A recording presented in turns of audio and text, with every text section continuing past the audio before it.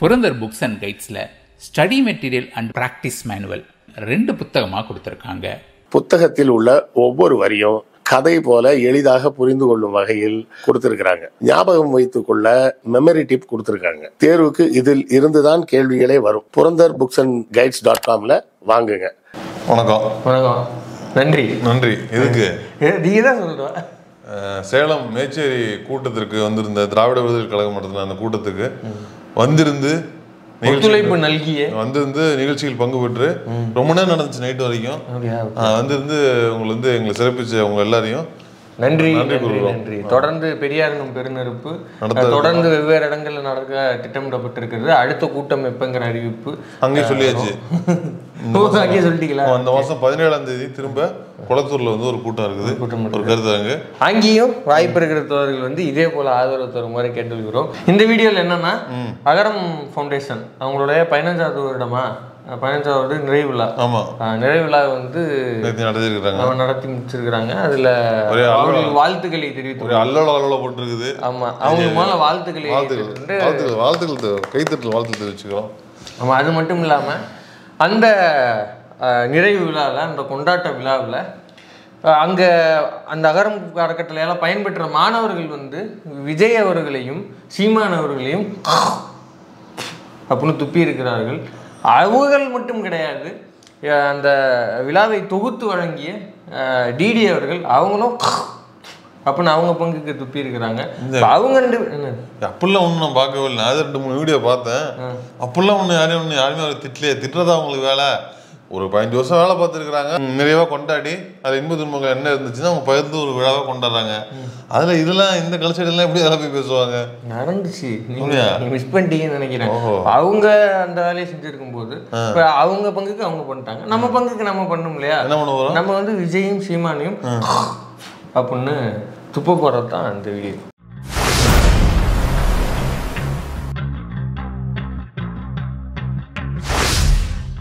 ஒன்று எனக்கு தெரிஞ்சு அப்படிலாம் ஒன்று பேரை யூஸ் பண்ணலையா ராஜா? நீ என்ன ராஜா, நீ சீமானு விஜயெல்லாம் பேசிட்டு இருக்கிற? இப்போ அந்த ஒன்று 2 விஷயம், அந்த ஒர்க்குக்கும் அவங்களுக்கு சம்மந்தமே கிடையாது.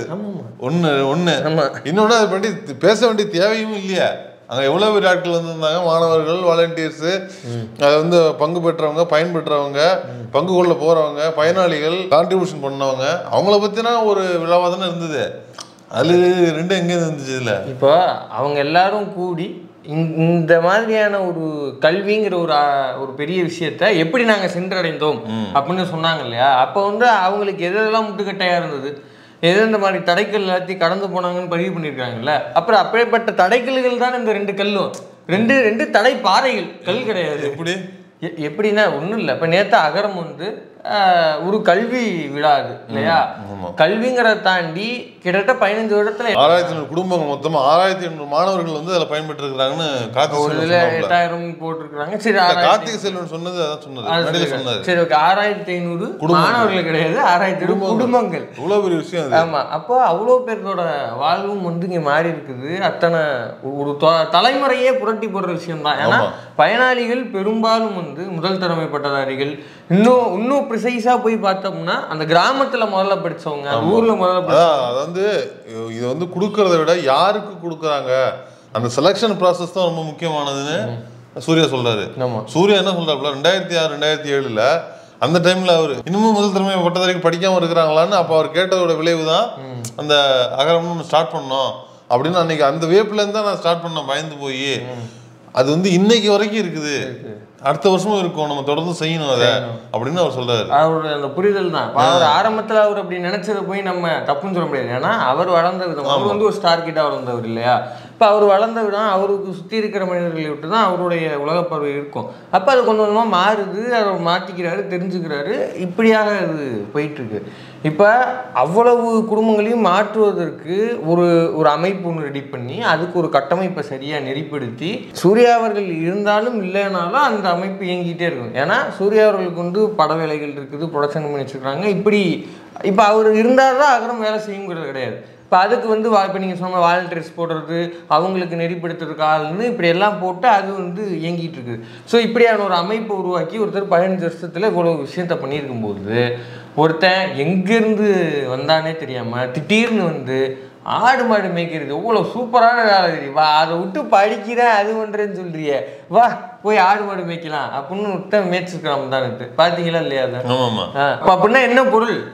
இந்த மாதிரியான முதல் தலைமை பட்டதாரிகளை கையை பிடிச்சி கல்வி நிலையத்துக்கு கடத்துக்கு போகாம அப்படியே வா காட்டுக்கு அப்படின்னு போற வேலையை தான் சீமான் பாக்குறான். சிம்பிள். ரெண்டு பேருக்குமே அந்த விஷயம் தெரியுது.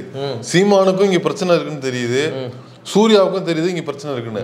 ஆனால் ரெண்டு பேரும் எடுக்கிற வழிமுறைகள் இருக்குல்ல, இதை எதை நோக்கி கொண்டு போகணும்னு ஒண்ணு இருக்குல்ல, அதுலதான் ரெண்டு பேரும் டிஃபர் ஆகுறாங்க. இந்த மழுமட்ட சீமானு இங்க வந்து படிப்பு இல்ல, ஆடு மாடு படிப்பு இல்லாட்டி என்ன, நீ ஆடு மாடு மேய்க்க போலாம்ல, படிப்பு இல்லாட்டி என்ன, நீ வேற ஏதாவது பண்ண போலாம்ல, படிப்பு இல்லாட்டி என்ன, அது மட்டும்தான் வேலையான்னு கேட்டுக்கிட்டு ஒருத்தங்களை டீக்ரேட் பண்ணி அவன் எப்படி போனாலும் பரவாயில்ல, படிப்பு இல்லாட்டி கூட அவன் எப்படி போனா பரவாயில்லன்னு விடுறது சீமானோட பாலிசி. ஆனா சூரியன் என்ன சொல்றாப்புல, இல்ல படிக்கலன்னா படிக்க போங்க, படிக்கிறதுக்கு எதெல்லாம் தடையா இருக்குதோ அதை விளக்கிட்டு படிக்கிறதா உங்க முக்கியமான விஷயம், கல்விதான் வந்து உங்களோட போக்கை மாற்றும் அப்படின்னு ஒரு இடத்துக்கு கொண்டு போறாப்புல. அதுதான் அந்த அகரமோட வேலையா இருக்கு.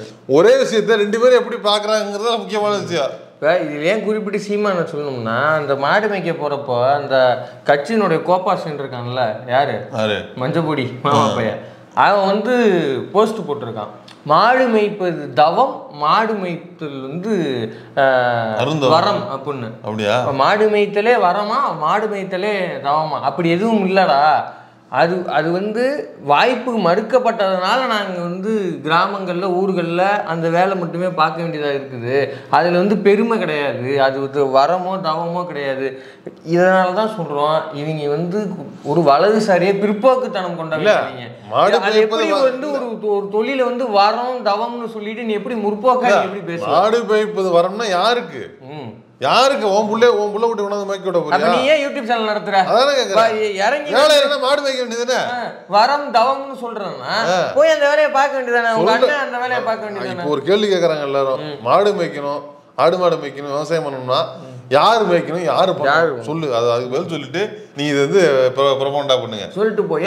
எங்க தாத்தா அந்த வேலையை செஞ்சுக்கிட்டு இருந்தாரு, திரும்பி நீ ஏன் இடையில திரும்பி எங்களை அங்கேயே கூப்பிட்டு போற அப்படிங்கறதான கேள்வி. அப்ப இப்படியான ஆட்கள் இருக்கும் பொழுது இங்கே அதுக்கு அப்படியே எதிராக அதே தான் பண்ணிட்டு இருக்கணும்னு அவசியம் கிடையாது. உனக்கு நல்லா படிக்க வருமா, உனக்கு வந்து என்னென்னலாம் பிரச்சனை இருக்கோ அது எல்லாத்தையும் விளக்குறதுக்கு நான் வந்து உதவி பண்றேன், நீ போய் சேர்ந்துரு, எங்க போய் சேரணும். அதாவது 10th 12th அப்புறம் என்ன படிக்கிறதுனே தெரியாமலே ஒரு குரூப் இங்க இருக்குது கிராமத்துல. இன்னமும் அடுத்த படிநிலைக்கு என்னவா போகணும், 12th அப்புறம் என்னென்ன கோர்ஸ் இருக்குது, குறைஞ்சபட்சம் அந்த ஊர்ல இருந்து பக்கத்துல ஒரு ஏதாவது ஆர்ட்ஸ் காலேஜ் இருக்கும், ஏதாவது ஒரு பாலிடெக்னிக் இருக்கு, ஐடிஐ இருக்கும், அவ்வளவுதான் உலகம்னு நினைச்சிட்டு இருக்கிற இந்த உலகத்துல முதல்ல என்னென்ன எக்ஸ்போசர் இருக்குன்னு சொல்லி கொடுக்கறதுக்கே ஒரு அவேர்னஸ் தேவைப்படுது. அதை தான் அகரம் பண்ணுது. உனக்கு சில பேருக்கு தெரிஞ்சிருக்கலாம், ஒரு அக்கம் பக்கத்துல யாராவது ஒரு அண்ணன் அக்காவை பார்த்து அந்த அண்ணன் இது படிச்சாங்க, அந்த அக்கா இது படிச்சாங்க, அந்த அண்ணன் டைரக்டர் ஆனாரு, அந்த அண்ணன் இப்படி போறவங்க இருப்பாங்க. இது எதுவுமே தெரியாம ஒரு கனவு மட்டும்தான் அவங்கள்ட்ட இருக்கும், வேற எதுவுமே இருக்காது. நான் 12th படிக்க போறேன், அடுத்து என்ன பண்ண போறேனே தெரியலன்னு ஒருத்தவங்க இருப்பாங்களா, அவங்கள பார்த்து அவங்க தான் என்ன பண்றதுன்னு தெரியாம மாடு வைக்க போடுவாங்க, அவங்க தான் என்ன பண்றதுன்னு தெரியாம வய வேலைக்கு போயிடுவாங்க, அவங்க தான் என்ன பண்றதுன்னு தெரியாம. இதுல இந்த அகரம் ஃபவுண்டேஷன்ல எத்தனை பேர் நான் மளிகை கடை வேலை பார்த்தேன், நான் மாடு மேய்ச்சேன், நான் கல் உடைக்க போனேன், நான் வய வேலைக்கு போனேன்னு சொல்லிட்டு அதுக்கப்புறமா எனக்கு அகரம் ஃபவுண்டேஷனை பத்தி தெரிஞ்சுது, அப்பதான் நான் வந்து கான்டாக்ட் பண்ணி போனேன், என் வாழ்க்கையை மாத்திட்டாங்கன்னு சொல்றான். இந்த பரதேசி நாய்கள் மாதிரி, இந்த சீமான மாவப்பையன் மாதிரி அவங்க அப்படியே கல் உடைச்சிட்டு இருந்தா, அப்படியே மளிகை கடை இருந்திருந்தா எப்படி அவங்க வாழ்க்கை மாறி இருக்கும். இவனுங்களை பார்த்து அவங்க இன்ஸ்பயர் ஆயிருந்தாங்கன்னா, ஓ மாடு வைக்கிறது நல்ல வேலை தான், தப்பான வேலை இல்லை போல இருக்கு, மளிகைகளில் வேலை வைக்கிறது சேஃப் தான் இருக்குன்னு நினைச்சுக்கிட்டு இந்த ப்ரொபகண்டாலாம் பார்த்துட்டு அவங்க பேசாம இருந்திருந்தாங்கன்னா அவங்க வாழ்க்கை என்ன ஆயிருக்கும். இப்போ நீங்கள் சொன்ன மாதிரி அது வந்து முக்கியமான பாயிண்ட். ஏன்னா வெறுமனே ஏழை எளிய மாணவர்களை வந்து தேர்ந்தெடுத்து அவங்களுக்கு வந்து ஏதோ ஒரு டிகிரி அவங்க பண்ணாங்க அப்படின்ற அளவில் மட்டும் இல்லாமல் அவங்களுக்கு வந்து தொடர்ந்து கெரியர் கைடன்ஸ் கொடுக்கறது இருக்குல்ல, அதெல்லாம் வந்து ரொம்ப முக்கியமான பாயிண்ட். இப்போ வந்து நான்கு திட்டம் வந்து 2-3 வருஷமா இருக்குது, அதுலேயும் கெரியர் கைடன்ஸ் இருக்குன்னு நினைக்கிறேன். அல்ல ஆக்சுவலி அகரம்லேருந்து ஃபாலோ பண்ணதான் இருக்குன்னு நினைக்கிறேன், அதே ஒத்துக்கிறாங்க அவங்க. இல்லை அதுதான் அகரத்துலேருந்து ஒரு ஐடியா இங்கேருந்து அங்கே முளைச்சிருக்கலாம்னு சொல்கிறாங்க. அதான் சரி, நல்லது எங்கிருந்து நல்லதாக இருந்ததுன்னா எடுத்துட்டு போகிறாங்க. நான் என்ன சொல்கிறேன்னா, இப்போ ஒரு அரசு செய்யும் போது அது இன்னும் வைடராக வந்து இன்னும் போய் சேரும், நல்ல விஷயம்தான். நான் என்ன சொல்கிறேன்னா, அது வந்து அரசு ஒன்று அப்படி யோசிக்கிறதுக்கு முன்னாடியே ஒரு அமைப்பு அதை யோசிச்சு செஞ்சதுனால ஒரு அமைப்பு வந்து சிறிய லெவலில் செய்யறது மேபி கொஞ்சம் கஷ்டம் தான், அதை செஞ்சுக்கலாம். ஆனால் கவர்மெண்ட் அதை எடுத்து செய்யணும்னா பெரிய பிளான் வேணும், அதை வந்து அதை குழு அமைச்சு அது பண்றதுங்கிறது பெரிய விஷயமா இருக்கும். பெரிய விஷயம் தான் கவர்மெண்ட்டுக்கு. நான் என்ன சொல்றேன்னா, அப்படி ஒரு அரசு யோசிக்கிறதுக்கு முன்னாடி ஒரு அமைப்பு அவங்க வந்து அதை யோசிச்சு அதை இம்ப்ளிமெண்ட் பண்ணுறது உண்மையிலுமே அது ரொம்ப பெரிய விஷயம். இன்றைக்கி வந்து அது வந்து இப்போ கவர்மெண்ட்டில் லார்ஜ் ஸ்கேலில் கிடைக்கிது. அப்போ வந்து ரொம்ப ஒரு புதுசாகவும் முக்கியமான விஷயமாகவும் இருக்குல்ல. ஆனால் அதனால தான் வந்து தொடர்ந்து இப்போ நீங்கள் சொன்ன மாதிரி மளிகை கடையில் வேலை பார்த்தவங்க வந்து இன்னைக்கு ஒரு பெரிய டாக்டர் ஆகிருக்கிறாரு. ஒரு வீடே இல்லைங்க, எங்கள் வீடு வந்து மண் வீடு, அதில் வந்து பல்லி பாம்பு இதெல்லாம் வரும். அந்த வீடு வந்து அதையும் வந்து எங்கள்கிட்ட பிடுங்கிட்டு விட்டாங்க. ஆனால் நான் இன்னைக்கு வந்து ஒரு பெரிய ஐடி நிறுவனத்தில் வேலை பார்த்து நான் அந்த வீட்டையும் மீட்டிருக்கிறேன், புதுசாகவும் பெரிய வீடு கட்டிருக்கேன். நம்ம 2 வீட்டுக்கு வந்து எங்கள் அம்மா வந்து நான் ஓனர் ஆக்கியிருக்கேன் அப்படின்னு அவங்க சொல்லும்போது அந்த டிரான்ஸ்ஃபார்மேஷன்லாம் வந்து எங்கே நிகழுதுன்னா நம்ம கெரியர் கைடன்ஸில். அது மட்டும் இல்லை, அதில் இன்னொரு பொண்ணு சொன்னாங்கல்ல, தன்னோட 1 வருஷ குடும்பத்தோட செலவு இருக்குல்ல, அது அவங்க குடும்பத்தோட ஒரு வருமானமா அவங்க மொத்தம் இப்போ 4 பேர் இருந்தாங்கன்னா வருஷம் உங்களுக்கு எவ்வளவு சம்பாதிக்கிறாங்களோ அதை வந்து 1 மாசம் சம்பளமா நான் வந்து வாங்குறேன். அப்ப யோசிச்சு பாருங்க, அவங்க குடும்பத்துல ஒரு பெண்ணை வந்து படிக்க வைக்கணுமா, ஒரு பெண் குழந்தை பெற்றுக்கணுமான்னு இருக்கிற ஒரு ஊர்ல அவங்க வீட்டுல இருக்க ஏனைய ஆட்களுடைய வருஷ சம்பளத்தை ஒரு பொண்ணு படிச்சு இவ்வளவு சாதிச்சு ஒரு மாசத்துல ஜெயிச்சு வாங்குது அப்படின்னா அப்ப அவங்க அந்த குடும்பத்துல அந்த பெண் மீதான பார்வை எப்படியா இருக்கும், அந்த பெண்ணோட ஒப்பீனியனுக்கு என்ன மாதிரி மதிப்பு இருக்கும். அப்ப அங்க ஒரு மாறுதல் நடக்கும்ல. அது எவ்வளவோ இருந்துட்டு போகுது, ஆனா அந்த டிரான்ஸ்ஃபர்மேஷன் தான் முக்கியம். ஸோ இப்படியெல்லாம் ஒருத்தன் போய்கிட்டு இருக்கும்போது கையை பிடிச்சி நீ வா நம்ம மாடு மேய்க்க போகலான்னு ஒருத்தன் சொன்னா அப்போ இவனை என்ன பண்ணலாம். அந்த பொண்ணு பேசுனதை வந்து நிமிஷம் பார்த்துவோம். இப்போ வந்து நான் ரொம்ப அழகான வாழ்க்கையை வாழ்ந்துகிட்டு இருக்கேன். இந்தியாவோட ஒரு பிரபலமான எம்என்சியான இன்ஃபோசிஸ்ல டெக்னாலஜி லீடா ஒர்க் பண்ணிக்கிட்டு இருக்கேன். நல்ல வேலை இந்த பொண்ணு 2010 வந்து சூர்யா வந்து அகரமும் ஸ்டார்ட் பண்ணாப்புல. இந்த கருவு முடிச்சவங்க கட்சி ஆரம்பிச்சதுக்கு அப்புறமா ஸ்டார்ட் பண்ணியிருந்தாப்புல வச்சுக்க, அகாரமா மாடு மேய்க்க போறான்னு 2 பொண்ணு போட்டிக்கிற நடுவுல மாடு மேய்க்கிறதே பெஸ்ட்னு பல பேர் போயிருப்பாங்க. இவர் 2010 ஸ்டார்ட் பண்ணதுனால ஒரு குறிப்பிட்ட பேட்ச் அது உள்ள போய் பயனடைஞ்சதுனால அதோட பயன் என்னன்னு தெரிஞ்சதுனால வெளில வந்து சொல்ல அது வளர்ந்துருச்சு. இல்லைன்னா இந்த பிள்ளைங்க எல்லாம் அவங்ககிட்ட தான் போய் சிக்கி சின்ன பண்ணமா இருக்கும். நான் என்ன சொல்றேன், நான் இது வந்து அந்த சென்டென்ஸோட கட் பண்ணதுல ஒரு விஷயம் இருக்கு. என்னது? ஏன் அப்படின்னா அவங்க ஆரம்பிக்கும் போது என்ன சொல்றாங்க, நான் இப்போ வந்து நல்ல வாழ்க்கை வாழ்றேன். இப்போ சீமான் சொன்ன அதே இயற்கையான மண்ணாலான வீடு தான் அவங்க வீடு. அதே போல பல்லி பாம்பு பூரான்லாம் அந்த வீட்டுக்கு வரும் அப்படின்றாங்க. அப்படியான ஒரு சட்டம் இதெல்லாம் சீமான் எதிர்பார்க்கறாப்ல அவங்க வந்து வாழ்றாங்க. இதைத்தான் சீமான் ஊர்தோறும் போய் மேடை போட்டு இதுதான்டா இயற்கையான வாழ்வு, இதுதான்டா நல்ல வாழ்வு அப்படின்னு சொல்றான். அது நல்ல வாழ்வு இல்ல, அது வந்து சுகமான வாழ்க்கை கிடையாது, அது ரொம்ப சங்கடமா சொல்றாங்க அவங்க. ஆமா, அதான் அவங்க சொல்றாங்க. இல்லைன்னா அவங்க சொல்லி நான் வந்து ரொம்ப நல்ல வாழ்க்கையில தாங்க வாழ்ந்துகிட்டு இருந்தேன், மண் வீடு தான், அருமையான இயற்கை காற்று, மலை சாரல் வரும், எல்லாமே வீட்டுல இருக்குங்க, நான் அப்படி நல்ல வாழ்க்கை தான் வாங்கல. என்ன ஒண்ணு படிப்பு மட்டும் இல்ல, அது அந்த அகரம்ல ஒரு சூர்யா சார் கொடுத்தாரு, நான் அப்படிலாம் அவங்க சொல்லியிருக்கணும். அப்ப அது கொடுமையா இருக்க போய் தான் அவங்க என்ன சொல்றாங்க, இப்ப நான் நல்ல வாழ்க்கை வாழ்றேன் அப்படிங்கிறாங்க. அதே போல அவங்க இன்னொரு விஷயம் சொல்றாங்க, என் அம்மாட்ட வந்து அந்த மண் வீட்டை கூட அடிச்சு புடிங்கிட்டாங்க. சீமான் மாதிரி ஒருத்தவனா இருந்திருப்பான், அடிச்சு புடிங்கிருப்பான். 2 விஷயமா இருக்கும். ஒண்ணு, ஏதாவது வகையில உழைப்பு சுரண்டலுக்கு உள்ளாகி அவங்க வந்து எங்கேயாவது கடன் பட்டு அந்த கடனுக்காக அந்த வீடை பிடுங்கி இருக்கலாம். அல்லது வந்து யாராவது உறவினர்களோ இல்லை வேற யாராவது ஏதாவது ஒரு பிரச்சனை அந்த வீடு வந்து அவங்க பிடிங்கிருக்கலாம். மண் வீட்டில் என்ன சொத்து பிரச்சனை இருக்க போகுது, வேற ஏதாவது இல்லை வேற ஏதாவது பிரச்சனைகள்ல வந்து அவங்க பிடிங்கிருக்கலாம். இப்போ இது 2த்துக்குமே அடிப்படையில் ஒரே ஒரு விஷயம்தான் காரணகர்த்தா. என்னன்னா அவங்கள்ட்ட கல்வி இருந்திருக்காரு, அந்த பெண்ணுடைய அம்மாட்ட கல்வி இருந்திருக்காரு. ஏன் இல்லைன்னா சீமான் மாதிரியான பார்ப்பனி அடிவருடிகள் இருக்கிற வரைக்கும் நம்ம அடிச்சு புடுங்கிறது, பொழைச்சி திங்கிறது, அடிச்சு உருவுறது தான். அதை இன்னொன்று என்ன சொல்றாங்கன்னா, நான் படிச்சு இப்போ வந்துட்டேன், அந்த வீட்டை நான் லீகலா மீட்டுட்டேங்கிறாங்க. அப்படின்னா லீகலி மீட்கக்கூடிய இடத்த பிரச்சனை இருந்திருக்கு, அது தெரியல உங்களுக்கு. கல்வி இல்ல, அதனாலதான் அவங்க ஏமாற்றப்பட்டிருக்காங்க. என்ன சொல்றாங்கன்னா 2 வீடு வச்சிருக்கிறேன், அந்த வீட்டையும் அந்த இடத்தையும் நான் சேஃபா லீகலா நான் வாங்கிட்டேங்கிறாங்க, மீட்டிருக்கிறேன். இது எதனால கிடைச்சதுன்னா கல்வியால தான் கிடைச்சது. இப்ப சொன்ன மாதிரி ஆடு மேய்ப்பதே வரம், ஆடு மேய்ப்பதே தவம். வேண்டியதானே அப்படி வந்து தமிழ் சமூகம் இருந்தனால மட்டும்தான் இப்படி எந்தவித இதுவுமே இல்லாமல் எவங்க இவங்க இருக்கிறோ அவங்ககிட்ட போய் இடத்தையோ தன்னுடைய உழைப்பையோ கொடுத்துட்டு மாட்டிக்கிட்டு கஷ்டப்படுற இந்த அவல நிலை வந்து அதனால வர்றது தான். இவ்வளோ பேசுறானே சீமான் வந்து அவன் பிள்ளைய நம்ம தொடர்ந்து சொல்கிறோம் இன்டர்நேஷ்னல் ஸ்கூலில் படிக்க வைக்கிறாப்புல. அது எந்த ஸ்கூலு? வெளிநாட்டு தூதர்கள்லாம் அவங்களுடைய பிள்ளைகள் படிக்கிற அந்த ஸ்கூல்ல ஆடு மேய்ப்பது வரணும் பிள்ளைக்கு சொல்லி கொடுறா. சாயங்காலம் உட்கார வச்சு டெய்லி வீட்டுல உட்கார வச்சு டெய்லி சொல்லி கொடு. ஆடு மேய்ப்பது வரம், மாடு மேய்ப்பது மாந்தாவுன்னு சொல்லி கொடு. எங்களுக்கு சொல்லாத, அவங்களோட மேய்க்க வை. உன் புள்ள குட்டி வந்து மாடு மேய்க்க விடு. எங்கள்ட்ட வந்து பேசிட்டு இருக்காது. இதுல இருந்து இன்னொரு இடம் சீமான் பேசும்போது அது ப்ளீஸ் நீங்களே கேட்டுருங்க. கூகுள் நிறுவனத்தினுடைய தலைமை அலுவலகம் ஒரு தீவிலே அடர்ந்த காட்டு பகுதியில் வைத்திருக்கிறார். அவர் அந்த காடில் தீப்பற்றி எரிந்துவிடக்கூடாது என்பதற்காக 100 மாடுகளை அங்கே விட்டு தினமும் அந்த புற்களை மேய விடுகிறார். ஏன் அவருக்கு அதை செய்கிறார்? அவருக்கு அறிவு இருக்கிறது, தெரிகிறது, அவர் செய்கிறார். கூகுள் வந்து காட்டுக்குள்ள இருக்குதாமா?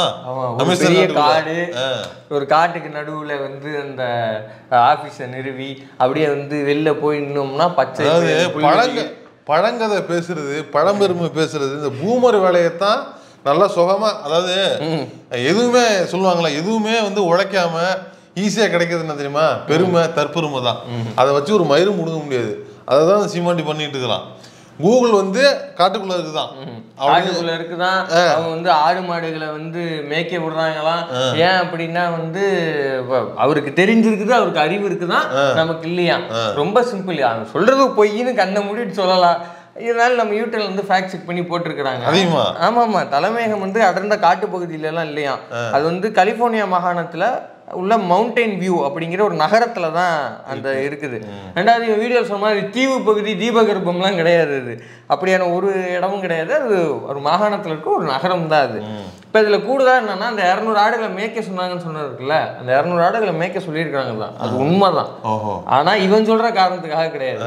அவங்க ஒப்பந்த அடிப்படையில் அந்த 200 ஆடுகளை வந்து அங்கே மேய்க்க விடுறாங்க. சுத்தம் பண்ணுறதா ஆச்சு, மேய்ஞ்சிட்டு போகிறதா ஆச்சு. ஆமாம், அது மட்டும் கிடையாது. நானும் ஒரு டவுட்டில் அதுக்கப்புறம் நானும் போய் தேடி பார்த்தேன். மவுண்டைன் வியூ வாய்ஸ் அப்படின்னு ஒரு பக்கம், அது அங்கே இருக்கிற லோக்கல் நியூஸ் பக்கம் போல் இருக்கு, பிளாக் சம்திங். அதில் வந்து 2009 வாக்கில் ஒரு ஆர்டிகல் ஒன்று போட்டிருக்கிறாங்க. அது என்ன போட்டிருக்காங்க அப்படின்னா, கூகுளினுடைய தலைமையகம் அப்படின்னா அது ஒரு மிகப்பெரிய பரப்பளவில் அது இருக்கும் இல்லையா. இப்போ அந்த பரப்பளவு மொத்தத்துக்கும் வந்து இந்த மாதிரியான புல்தரையை வெட்டுறது, இந்த புல்லை பிடுங்கி போடுறது அப்படின்னா அந்த அங்கே வந்து அந்த லான் இது மூவர் விஷயம்னா அது வந்து பயன்படுத்துவாங்க. அப்படி அவ்வளோ பெரிய பரப்பளவுக்கும் பயன்படுத்தினா எவ்வளோ பெரிய பெரிய மிஷின்ஸ் வாங்கணும். அதனால வந்து அதில் ஆடு மாடை யூஸ் பண்ணிக்கிறாங்க. அதுக்கு பதிலாக அவங்க ஆடு மாடு, அதுக்கு அவங்க சொல்கிற காரணம்னா லோ கார்பன் எமிஷனாக இருக்கும். இப்போ அவ்வளவு எலக்ட்ரிக் இயந்திரத்தையும் போட்டு அவ்வளோ பெட்ரோல் இதையும் போட்டுருக்கு, அங்கே கார்பன் எமிஷன் அதிகமாக இருக்கும். இப்போ இது யூஸ் பண்ணால் கார்பன் எமிஷன் கம்மி இல்லையா. இதில் இன்னொரு பாயிண்ட்டையும் நீங்கள் வந்து கூர்ந்து பார்க்கணும், முதலாளிகள் எப்படியாக யோசிக்கிறார்கள் அப்படிங்கிறதையும்.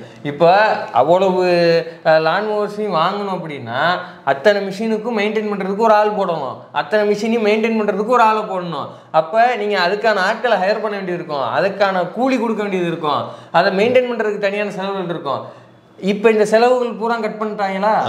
அதாவது எப்படின்னா, பார்ப்பனி எப்படி டைரக்டா பேசாமோ சில்லற பேசியமா நம்ம பேச விடுதோ அதே மாதிரி வாடகைக்கு எடுத்து விட்டுருவாங்க. கூட இருக்கும். அதே போல இந்த ஆடு மாடு வருஷத்துக்கு ஒரு முறை தான் வருமா.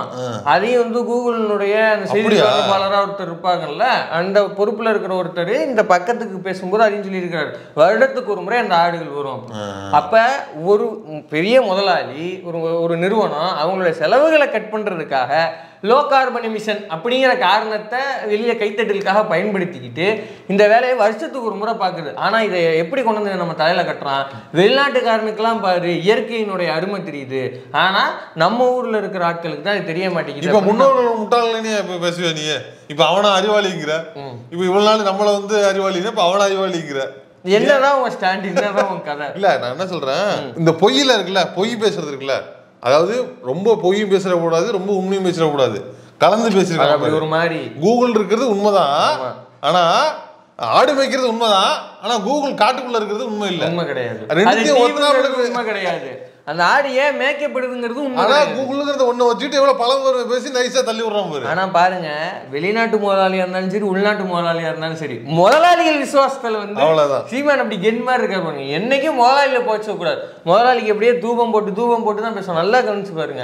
இப்ப இதுல வந்து முதலாளி எல்லாம் காசு கொடுக்குறாங்க, மாசம் மாசம் வயிறு வளர்க்கணும்ல. மக்கள்கிட்ட ஒரு ஜானு வயிற்றுக்குத்தான் எல்லாத்தையும் விக்கிறேனா, எல்லாத்தையும் விக்கிறேன். இப்போ அது கீழே போயிட்டு உடனே ஃபேக்ட் செக் பண்ணி போட்டோன்னே நாம் தமிழர் தற்கூறிகள்லாம் போய் அவங்க ஆடு மேய்க்கிறது வந்து யூட்டன் ஒத்துக்கிட்டான்ல, அப்போ இது எப்படி பொய்ன்னு சொல்லலாம், அது எப்படி மிஸ்லீடிங்னு சொல்லலாம் அப்படின்னு கிராக்கு கிட்ட கேட்டிருக்காங்க. கிராக் உடனே வந்துட்டு சீமான் சொல்வது பொய் தான்.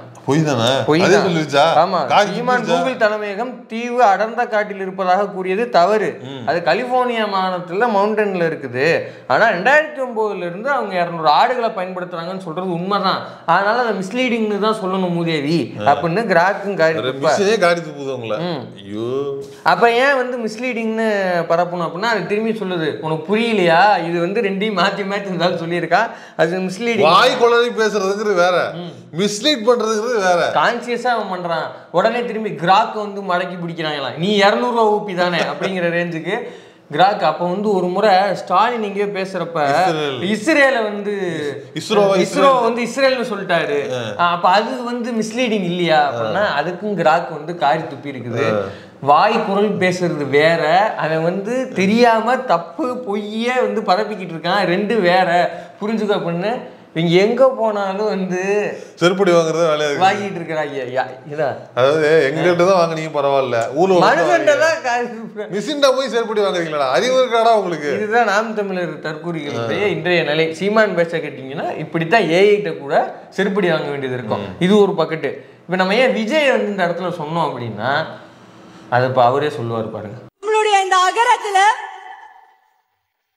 51 டாக்டர்ஸ் இந்த மேடையில இருக்காங்க. அதுல இருந்து 10 பேர் வந்திருக்காங்க. தமிழ்நாட்டுல வந்து ஒரு கனவு மருத்துவம். நீட்டு மட்டும் தான் உலகமா? ஏன் தமிழ்நாட்டுல இவ்வளவு பேர் டாக்டர்ஸ் ஆவறீங்கன்னு? ஆமா ஆவோம். உச்சபட்ச மார்க்குக்கு தான் டாக்டர் சீட் கொடுப்பீங்கன்னா ஏன் நாங்கெல்லாம் உச்சபட்ச டாக்டர் சீட்டுக்கு ஆசைப்படக்கூடாதா? ஆசைப்படுவோம். நீட்டு மட்டும் தான் உலகமா? ஆசைப்படுவோம்.